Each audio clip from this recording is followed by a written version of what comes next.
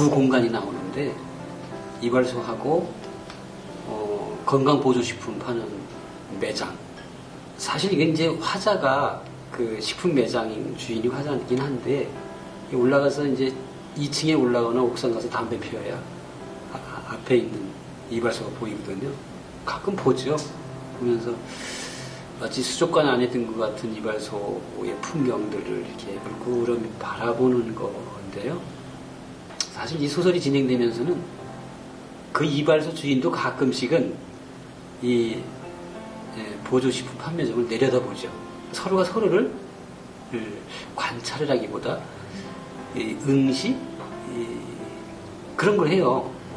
그러다가 어느 날 이발소 주인이 문을 닫고 없어지죠. 그걸 수소문하는 보조식품점 주인. 결국 돌아와요. 돌아와서 이제 약간 신장기업처럼 이렇게 하면서 이 소설이 끝나는 것이 이게 기본 줄거리죠. 놀랬죠. 교과서에 뭐가 실린다는 건 이거 굉장히 차원이 다른 문제잖아요. 우리가 문학 작품을 가장 먼저 접하는 것이 교과서인데 아이들한테 이게 어떤 뭐 전범처럼 가닿는 거잖아요. 오, 네 작품이? 예, 그 놀래가지고 이제 다시 보는 거죠. 혹시 애들한테 해가 되는 건 없나 이런 것도 보고. 정말 그랬어? 내가 어느새 나도 모르는 사이에 내가 좋은 작품을 썼어? 이런 놀라움? 전체적으로는 기분 좋았죠. 좋았습니다. 그런데 그는 어째서 다시 돌아온 것일까? 그보다 먼저 그는 어째서 30년 넘게 해온 이발소 일을 갑자기 그만두려 했던 걸까? 살면서 그토록 암담해지기는 처음이었어. 묻지도 않았는데 그가 말했다.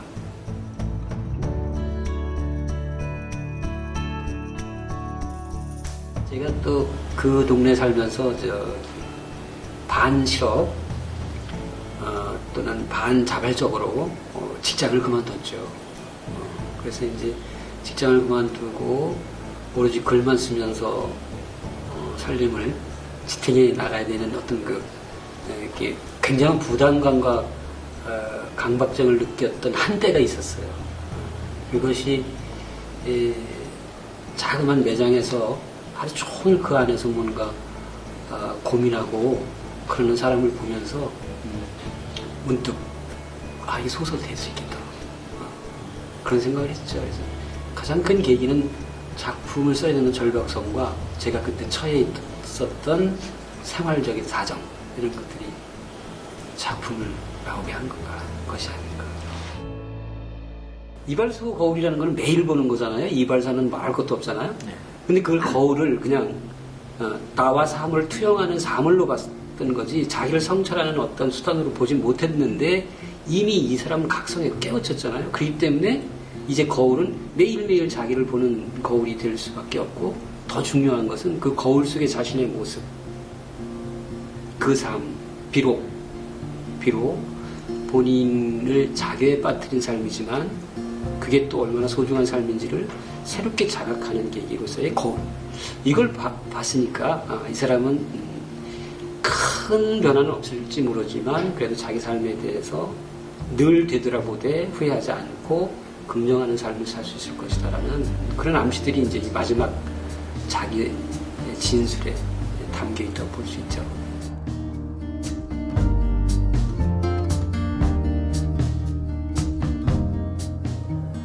중요한 것은 이분이 왜 다시 이발사로 돌아왔는가 하면 이발사라는 사회적인 어떤 그런 직업, 직책, 지위, 기타 등등 있지 않습니까? 이것을 자기가 평가하지 않고 남의 시각으로 평가해버리면 정말 자괴감이 들잖아요.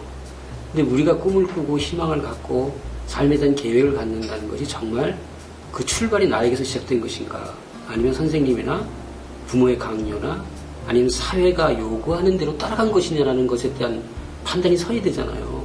뭐 되고 싶어 그러면 다들 백댄서가 된다든가 아니면 코미디언 된다든가 요즘은 케이팝 스타가 되는 이런 거잖아요. 정말로 내가 원해서 하는 걸까라는 것에 대한 점검이 없어요. 근데 이분도 자칫 그럴 뻔했지. 내가 왜 지금까지 이렇게 살아왔을까 했는데 잠적한 동안 며칠 동안 굉장히 맹렬하게 생각하니까 내가 지금 이 정말로 내가 원하는 삶을 살아오지 못했나? 보니까 그게 아니었다는 거죠.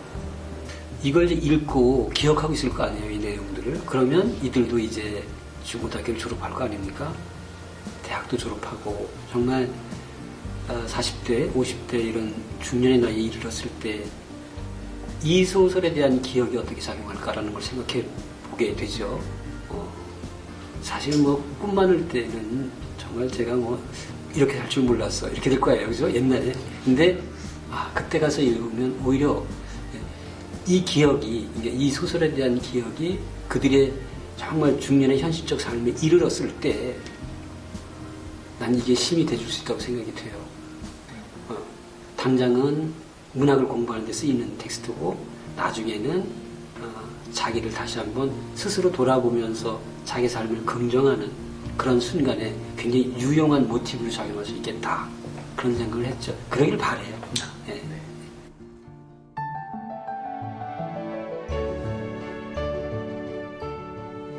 제가 태어난 곳이 강화도잖아요. 네. 그때 경기도 강화군이었어요. 네. 오랫동안 그 뒤로도. 이제 인천광역시 된 지가 얼마 안 됐죠. 그렇죠.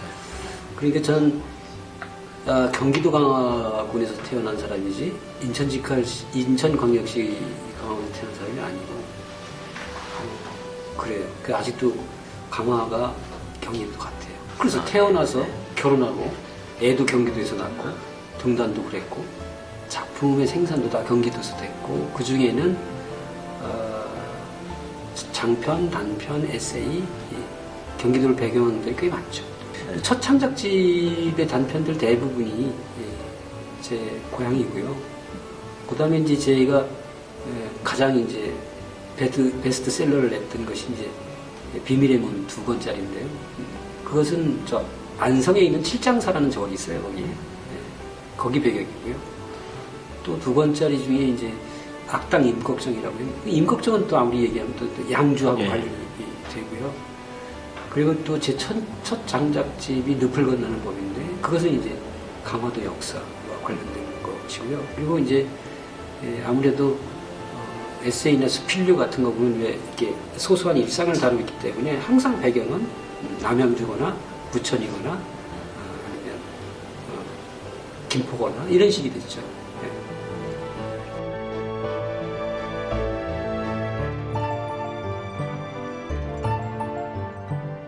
그 문학 작품을 접하는 기회가 지금 청소년들에게는 사실 교과서 이외에는 좀 어려워요. 청소년들 책 많이 읽으라는 말을 참 현실을 아는 저로서 말할 수가 없어요. 하지만 그래도 교과서에 몇 편 실려있는 시, 소설, 수필 학교 다닐 땐 그것만 읽어도 좋습니다. 다만 이것이 졸업을 하고 성인이 되고 사회에 나와서도 좀 이어졌으면 좋겠다는 거예요. 이것들이 앞으로 성장하고 사회에 나가서도 문학을 통해서 세상과 즐겁게 만날 수 있는 기회가 될 수 있는 연습, 어떤 근거, 혹은 단초 이런 걸로서만 제 작은 작품이 기여를 해줬으면 전 더 이상은 바랄 게 없겠다 그런 생각이 들어요.